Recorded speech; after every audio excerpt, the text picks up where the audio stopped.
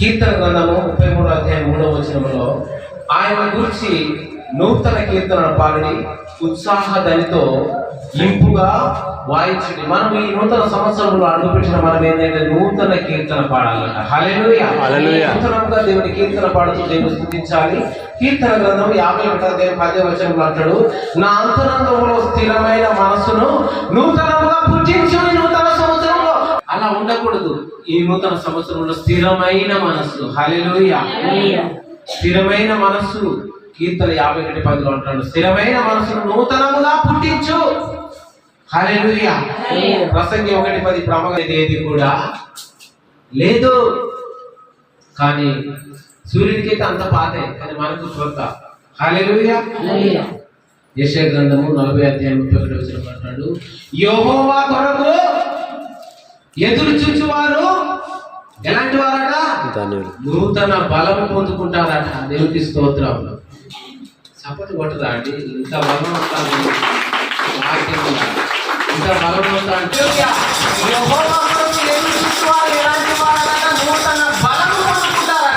నూతన బలం వారికి వస్తుంది.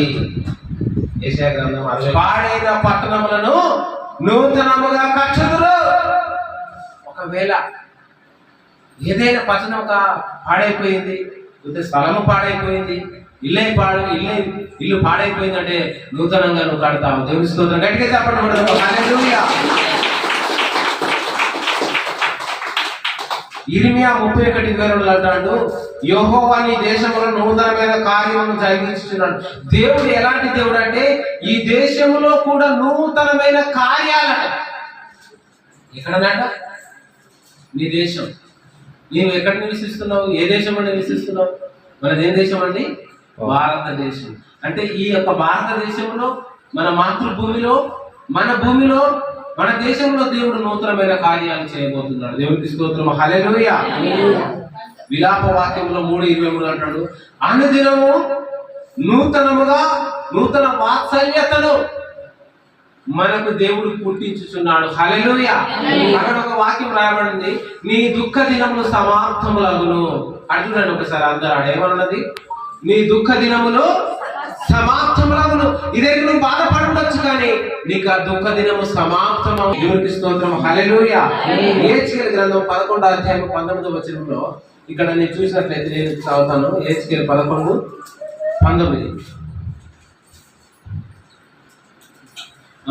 వారు నా కట్టడలను నా విధులను అనుసరించి గైకొన్నట్లు నేను వారి శరీరంలో నుండి రాతి గుండెని తీసివేసి వారికి మాంసపు గుండెని ఇచ్చి వారికి ఏక మనస్సు కలగజేసి వారి యందు నూతన ఆత్మను పుట్టింతును. దేవునికి స్తోత్రం. హల్లెలూయా. అంటే ఇక్కడ అంటున్నాడు, నూతన హృదయాన్ని దేవుడు మనకి ఇస్తున్నాడు. దేవునికి స్తోత్రం. యెహెజ్కేలు గ్రంథము 36వ అధ్యాయం 26వ వచనం నుండి. యెహెజ్కేలు గ్రంథం 36వ అధ్యాయము, యెహెజ్కేలు 36వ అధ్యాయము, రైట్, 36వ అధ్యాయము 26వ వచనం. నూతన హృదయము మీకు ఇచ్చేదను, నూతన స్వభావమును మీకు కలగచేసేదను, రాతి గుండె మీలో. హల్లెలూయా. మరే వీని బండ గుండెరు, వీని గుండె బండరు అంటారు చూసినావు. అట్లాంటి గుండె పనికిరాదట. ఉదాహరణకు ఏటిలో ఒక రాయి తీసుకుపోయి వేస్తాం. ఏది పోయినా కానీ ఆ రాయి నీళ్ళు పోతాయి ఒక సుఖాన్ని. ఎన్ని రోజులు నానబెట్టి ఏట్లో నానబెట్టి ఆ రాయి తీసినా రాయిలో నీళ్ళు ఉంటాయా? రాతి గుండెలో ఎలా ఉంటుందట అంటే ఎప్పుడు కఠినంగా ఉంటుంది అన్నట్టు. అందుకని దేవుడు అంటున్నాడు, నా దగ్గరికి వచ్చిన వాళ్ళకి ఏం చేస్తాడు? నూతన హృదయం మీకు ఇచ్చేది, నూతన స్వభావం మీకు కలగజేస్తాడు. రాతి గుండె మీలో నుంచి తీసివేసి ఎలాంటి గుండెని ఇస్తాడట? మాంసపు గుండె. హల్లెలూయా. ఈ మాంసపు గుండె ఏంటంటే చలిస్తుంది. ఎవరికైనా బాధ కలుగుతుందా? నీకు నొప్పి వస్తుంది. ఎవరికైనా ఇబ్బంది చేస్తున్నావా? నీకు నొప్పి వస్తుంది. ఒకవేళ ఈ బాధలు, ఇరుకులు, ఇబ్బందులు నీకు ఏది లేవు అంటే, ఎవరిని చూసినా నువ్వు చలించకపోతే, ఎవరిని చూసినా నువ్వు బాధపడకపోతే మనకట ఎలాంటి గుండె ఉన్నట్టట? రాతి గుండె ఉన్నట్టట. అట్లా అనుకొని మరి ఇదిగో ప్రభా నాయన కోసం నువ్వు తప్పించడు, వారి కోసం నువ్వు ప్రార్థన చేయడు, వారి కొరకు నువ్వు నువ్వు చేయడం అదే నూతన హృదయం. దేవునికి స్తోత్రం. హల్లెలూయా అంటున్నాడు. హబక్కూకు గ్రంథము 3వ అధ్యాయము 2వ వచనం అంటాడు, సంవత్సరములు జరుగుచుండగా ఆయన నీ కార్యములను నూతన పరచును. హల్లెలూయా. సంవత్సరాలు జరుగుతుంటే ఆయన ఏం చేస్తాడంటే నీ కార్యాలని నూతన. దేవునికి స్తోత్రం. హల్లెలూయా.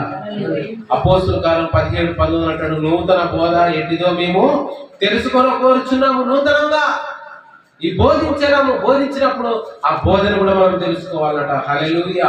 ఆయన అంటాడు, నూతన జీవముని మీకు ఇచ్చేదను. హల్లెలూయా.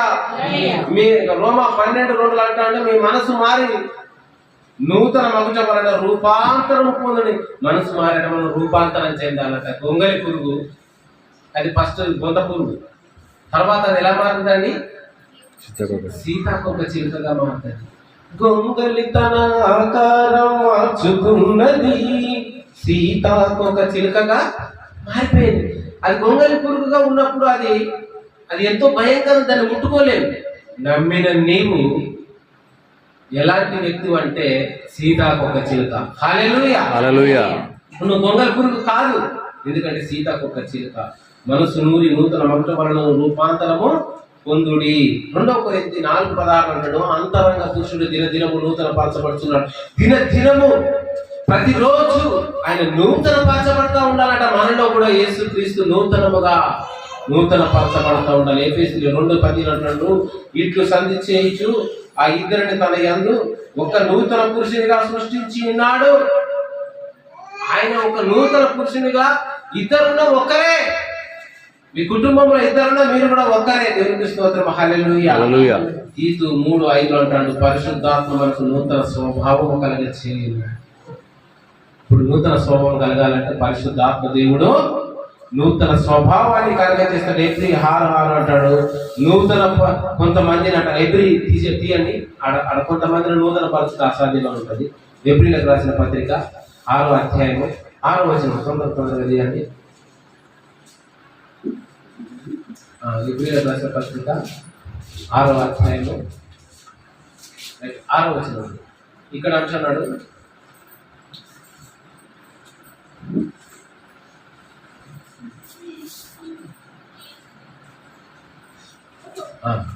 ఆరో వచనంలో ఇక్కడ దేవుని 5వ వచనం కంటే దేవుని దివ్య వాక్యమును రాబో యుగ సంబంధమైన శక్తుల ప్రభావం అనుభవించిన తర్వాత తప్పిపోయిన వారు తమ విషయములలో దేవుని కుమారుని మరలా సిలువ వేయించు బహుజముగా అవమానపరుచుతున్నారంటే, తప్పిపోయిన వాళ్ళు ఏం చేస్తారంటే యేసు ప్రభువు సిలువ ఎత్తాలట. ఏం చేస్తారంటే తప్పిపోయిన వాళ్ళు, నేను తప్పిపోయిన అంటే నువ్వు యేసు ప్రభువుని సిలువ వేసినట్టు. అయితే బహుటముగా ఆయనను అవమానపరుచున్నారు కనుక మారు మనసు పొందినట్లు అట్టి వారిని మరలా నూతన పరచుట అసాధ్యము. ఒకవేళ ప్రభువులో నుంచి ట్రాక్ తప్పి కనుక నువ్వు పడిపోయావంటే నిన్ను నూతన పరచడం అసాధ్యమట. చూసారా, ఈ నూతన సంవత్సరంలో మనము అసాధ్యపరచ దేవునికి సాధ్యంగా ఉండాలి. ఎందుకంటే త్రోవ తప్పిపోయి మనం పడిపోయినాం అనుకో, మనము మళ్ళా ట్రాక్ మీదకి ఒక రైలు పట్టం ఇచ్చి రైలు వెళ్ళిపోతుందండి. రైలు పట్టాల నుంచి రైలు వెళ్ళిపోతుంది. రైలు పోకుంటూ కింద పడిపోయింది అనుకో, రైలు పట్టాల నుంచి పడిపోతే దాన్ని మళ్ళీ సరి చేసి పెట్టాలంటే ఎంత టైం పడుతుంది, ఎన్ని రోజులు పడుతుంది, ఎంత కాలం పడుతుంది, ఎన్ని డబ్బులు వేస్ట్ అయితే, ఎంత ఖర్చు అవుతుందండి. అసలు కొన్ని రైలు బరికి రావు, అవి పక్కకు పడేస్తారు అంతే. అంటే మనం కూడా పనికి రాకుండా పోతాం. కాబట్టి మనం ఏం చేయాలంటే దేవుని త్రోవల నుంచి తప్పిపోకూడదు, ట్రాక్ మీదనే ఉండాలి, ట్రాక్ తప్పకూడదు. అంటే ఈ నూతన సంవత్సరంలో మన ట్రాక్ మీద నుంచి ప్రయాణిస్తూ ఉండాలి. హల్లెలూయా. ప్రకటన 3:12 అంటాడు, నూతనమైన యెరూషలేము మన కొరకు ఉన్నది. ఏంటండి ఈ నూతన సంవత్సరంలో నూతనమైన యెరూషలేము పరలోక పట్టణము మనకు ఉన్నది. ఆ పరలోక పట్టణం గురించి నేను ఒక మాట చెప్తాను. దేవునికి స్తోత్రం కలుగును గాక. ప్రకటన గ్రంథము 21వ అధ్యాయంలో అక్కడ నూతన యెరూషలేము కనపడుతుంది. నూతన యెరూషలేము అంతటా నేను కొత్త ఆకాశమును కొత్త భూమిని చూచితిని. మొదటి ఆకాశం మొదటి భూమి గతించిపోయిన కానీ సముద్రము నీక లేదు. మరియు నూతనమైన యెరూషలేమును పరిశుద్ధ పట్టణము తన భర్త కొరకు అలంకరింపబడిన పెళ్లి కుమార్తె వలె సిద్ధపడి పరలోకమందున దేవుని యొద్ద నుండి దిగి వచ్చుట చూచితిని. హల్లెలూయా. అమెరికా శాస్త్రవేత్తలు పరిశోధించి ఏమనుకున్నారటంటే, ఇదిగో ఒక పట్టణాన్ని కనిపెట్టారట, ఒక పట్టణాన్ని వాళ్ళు చూశారట. ఆ పట్టణాన్ని చూసినప్పుడు ఆ పట్టణం విషయమై ఆడికి ఎంతకాలం పడుతుంది అని చూసిల్లట.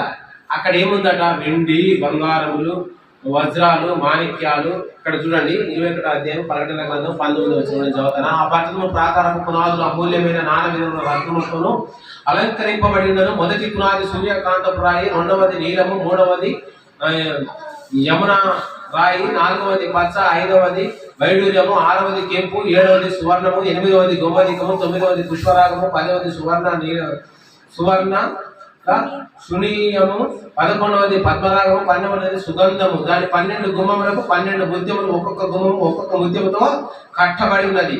అయితే ఇక్కడ చూడండి, ఇక్కడ మనం చూసినట్లయితే అది యెరూషలేము, అది పట్టణము. వీళ్ళు ఒక పట్టణాన్ని చూశారట. ఈ భూలోకం నుంచి అమెరికా శాస్త్రవేత్తలు చూసి ఇక్కడికి పోయి మన బంగారం తెచ్చుకుందాం అనుకున్నారట. హల్లెలూయా. ఏం తెచ్చుకుందాం అనుకున్నారట? మన భూలోకానికి బంగారం తెచ్చుకుందామని చూసినప్పుడు చందమామ అంటాం మనం, దాని ఏమంటే చంద్రమండలం. మీకు మనుషులు పోయిలా లేదా? జనార్దన్ ఉన్నాడా? చంద్రమండలం మీద మనుషులు పోయింది కదా. అంటే చందమామ ఎక్కడున్నది? ఎక్కడో ఉన్నది. అమ్మ చందమామ ఇచ్చిందట. ఎట్లా ఇచ్చింది? అద్దం తీసుకొచ్చి ముందటైతే ఆ చందమామ మన చేతులకు వచ్చింది. కానీ రియల్ గా చందమామ మన చేతులకు వస్తుందా? ఆ చంద్రమండలం మీద అడుగు పెట్టడానికి మనుషులు ప్రయత్నం చేశారు. అలాగే ఇంకొక గ్రహాన్ని కనిపెట్టారట. అక్కడికి వెళ్ళాలంటే 8,000 సంవత్సరాలు పడుతుంది. 8,000 సంవత్సరాలు అండి. 8,000. ఇప్పుడు యేసు ప్రభు పుట్టి ఇప్పటికి ఎన్ని సంవత్సరాలు? 2025 సంవత్సరాలు యేసు ప్రభు పుట్టి. అంతకుముందు ఇంకా కొన్ని సంవత్సరాలు, కొన్ని వందల సంవత్సరాలు ఉన్నాయి. అంటే ఇప్పటికీ కూడా 2025 సంవత్సరాలు అయితే అక్కడికి పోయి ఆ బంగారాన్ని తీసుకొస్తానికి, పోతానికే, ట్రావెల్ చేయడానికి, అక్కడికి పోవడానికి 8,000 సంవత్సరాలు పడుతుందట. 8,000 సంవత్సరాలు గుర్తుంచుకోండి. చివరిగా 8. ఇప్పుడు ఎవరిని పంపిస్తావు అక్కడికి చెప్పు? గ్రహంలో సుధాకర్ వాళ్ళని పంపించగలుగుతామా? ఒకవేళ 8,000 సంవత్సరాలు బతికే మనిషి ఉన్నాడా? ఒకవేళ వానికి వయసుకి పెళ్లి చేసి వానికి పంపిస్తే వాడు పిల్లలు గారి 8,000 సంవత్సరాల తర్వాత పంపించిన రాకెట్ ఉండదు, ఆ పెట్రోల్ సరిపోదు, అడిగి సరిపో, మనం పోలేము కూడా. అక్కడ ఉందట. దేవుని స్తోత్రం. హల్లెలూయా. అంతే అక్కడ వజ్రాలు, ఆ పట్టణము, గుట్టలు. ఇప్పుడు ముసలమ్మ గుట్ట ఎట్లున్నది? ఆ బయారం గుట్ట ఎట్లుందండి? ఉదాహరణకు బయారం గుట్టే బంగారం అనుకోండి. ఏందండి? బయారం గుట్టే బంగారం అనుకోండి. మీరు ఎంత దూకొచ్చుకున్నా పడుతుంది ఆ గుట్ట.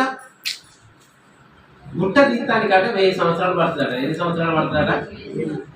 ఒక 100 నుంచి 1000 సంవత్సరాల వరకు గవర్నమెంట్ తీసుకొని దాన్ని తోవంగా అప్పుడు గుట్ట కనపడదట. బయారం గుట్ట 1000 సంవత్సరాలు దూతే. ఎన్ని సంవత్సరాలు? ఎక్కడ కాదు, 1000 సంవత్సరాలు. కనీసానికి ఒకవేళ మనం 100 సంవత్సరాలలో గుట్టని క్లోజ్ చేయొచ్చు అనుకుంటే పెద్ద రోజు త్వరగా మీదనే కొన్ని వేల లారీలు పెడితే ఒకవేళ పడుతుందేమో. నువ్వు ఎంత తెచ్చుకున్నా బంగారం పడుతుందా? కానీ మనకు భూమి ఎత్తున్నది, ఇంత ఎత్తున్నది. బంగారం ఎత్తున్నది ఇంతంత పోతేనే. మన 25,000 అటు ఆటోలో పడిపోతే గోస పడదు. ఇంత వస్తుంది. నాకు దేవుడు మన వాటి మీద నడిపిస్తాడు. దేవుని స్తోత్రం. హల్లెలూయా. హల్లెలూయా. అందుకే అంటున్నాడు, నూతనమైన యెరూషలేము నీ కొరకు ఉంచబడి ఉన్నది. ప్రకటన 21 నూతనమైన యెరూషలేము. అందుకనే 21:5 కూడా చూడండి. ఇక్కడ అంటాడు, అప్పుడు సింహాసనము ఆసీనుడై ఉన్నవాడు ఇదిగో సమస్తమును నూతనమైనవిగా చేయించున్నాడని చెప్పాను. మరియు ఈ మాటలు నమ్మకమును నిజమైనవి కనుక రాయమని ఆయనతో చెప్పుచున్నాడు. నూతనమైన నిజం, ఇది నిజం. నువ్వు ఎక్కడికి వెళ్తావు అంటే ఆ పట్టణం కొరకు మనం ఎదురు చూస్తున్నాం. వెళ్ళాలంటే మనం వెళ్ళలేం. ఇక్కడ మన ప్రాణాన్ని వదిలిపెడితేనే అక్కడికి వెళ్తాం. ఎక్కడికి వెళ్తాం? ఆ పట్టణాన్ని చేరుకోగలుగుతాం. అంటే దేవుడు మన కొరకు ఉంచింది ఎలాంటిదంటే అలాంటి నూతనమైన యెరూషలేముని దేవుడు ఇచ్చాడు. దేవునికి స్తోత్రం. హల్లెలూయా.